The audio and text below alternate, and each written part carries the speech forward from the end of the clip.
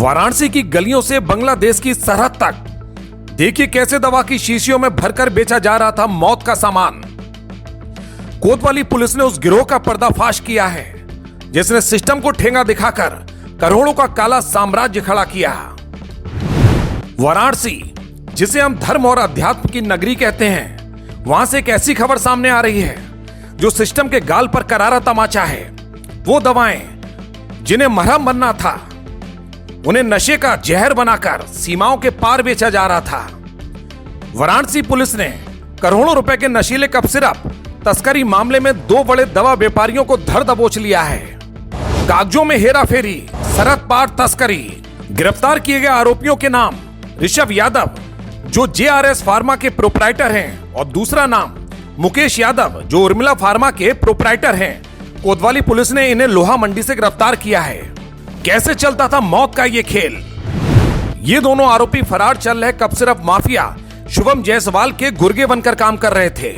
GST और प्रशासन की आंखों में धूल झोंकने के लिए फर्जी ईवे बिल तैयार किए जाते थे। वाराणसी से शुरू हुआ ये काला खेल बिहार, झारखंड, पश्चिम बंगाल और त्रिपुरा होते हुए बांग्लादेश की सीमाओं तक पहुंचता था। इस घटना ने सिस्टम पर कई सवालिया निशान लगा दिए हैं। ये गिरफ्तारी सिर्फ दो लोगों की नहीं, बल्कि उस खोखले सिस्टम की पोल खोलती है जहां करोड़ों का माल ट्रकों में भरकर राज्य की सीमाएं पार कर जाता है और चेकिंग के नाम पर सिर्फ औपचारिकताएं होती हैं। फार्मा कंपनियों के लाइसेंस की आड़ में नशे का काला साम्राज्य खड़ा कर लिया जाता है और सिस्टम देखता रह जाता है। सरहदें जो सुरक्षा के लिए हैं, वहां से तस्करी का माल बेधड़क निकल जाता है और सुरक्षा एजेंसियां देखती रह जाती हैं। थाना कोतवाली अंतर्गत मुकदमा अपराध संख्या 235/25, जो कि new Phensedyl with codeine cough syrup से रिलेटेड है, जिसके मेन अभियुक्त शुभम जायसवाल और भोला प्रसाद जायसवाल हैं। उस प्रकरण में दो गिरफ्तारियां हुई हैं थाना कोतवाली से, जिनके नाम क्रमशः ऋषभ यादव और मुकेश यादव हैं। 2.34 लाख कोडिंग युक्त शीशियाँ खरीदी हैं। दोनों का टोटल मिला के जो मूल्य है, अनुमानित जो मूल्य है, वो लगभग 8 करोड़ रुपए के आसपास का उन्होंने विक्रय किया है। कितने समय में ये ट्रेड?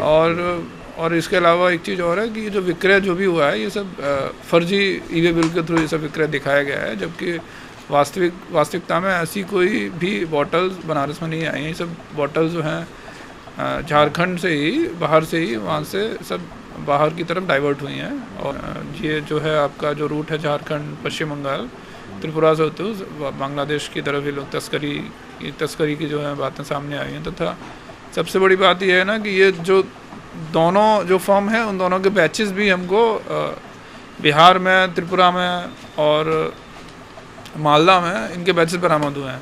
टोटल 38 अरेस्टिंग हो गई हैं, जिसमें से जो अभी हमारे मेन अभियुक्त फरार हैं, उनमें आप प्रशांत उपाध्याय, जो हमारा मेन अभियुक्त है, वो भी फरार है। उसके खिलाफ भी कार्रवाई चल रही है। जिस NBW के बाद जो 82 की कार्रवाई है, वो भी कोर्ट ने कर दी है। जब रक्षक सो रहे होते हैं तो भक्षक इसी तरह फार्मा की दुकानें खोलकर भविष्य को नशे की गर्त में धकेलते हैं। वाराणसी पुलिस की यह कार्रवाई सराहनीय तो है, लेकिन सवाल वही है, इतने समय तक ये रेडार से बाहर कैसे रहे और इस सिंडिकेट में ऊपर तक अभी कौन कौन बैठा है? सवाल बड़ा है, लेकिन जवाब ढूंढना होगा। वाराणसी से पवन मिश्रा की एक खास रिपोर्ट।